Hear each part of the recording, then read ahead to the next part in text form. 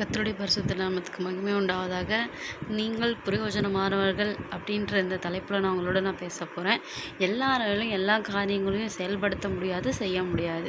உங்களோட தாளந்து என்ன, உங்களுக்காக கர்த்தர் என்ன வைத்திருக்கிறார், உங்களோட பாத்திரத்தில் என்ன நிரப்பப்பட்டிருக்கிறது, அந்த தான் நீங்கள் பண்ண முடியும்.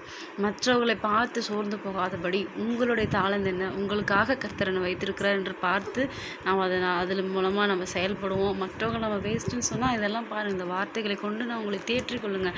கர்த்தர் என்னை இதிலெல்லாம் பயன்படுத்தி கொண்டு வருகிறார். இன்னும் அநேக காரியங்களை செய்ய, சுவிசேஷங்களை அறிவிக்க, மற்றவர்களுக்கு பிரயோஜனப்பட கர்த்தர் என்னை இன்னும் நிரப்புவார். என் பாத்திரம் நிரம்பி வலியும் அப்படிங்கிற நல்ல விசுவாசத்தின் நல்ல நாவல் அறிக்கைகளையும் நீங்கள் செய்யுங்க.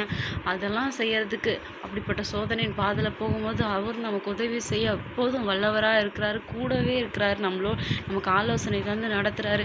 மற்றவர்களை பார்த்து சோர்ந்து போகாதபடி உற்சாகத்தின் ஆவியினால் எப்பொழுதும் நிரப்பப்பட்டவர்களாய் நாம் இருப்போம்.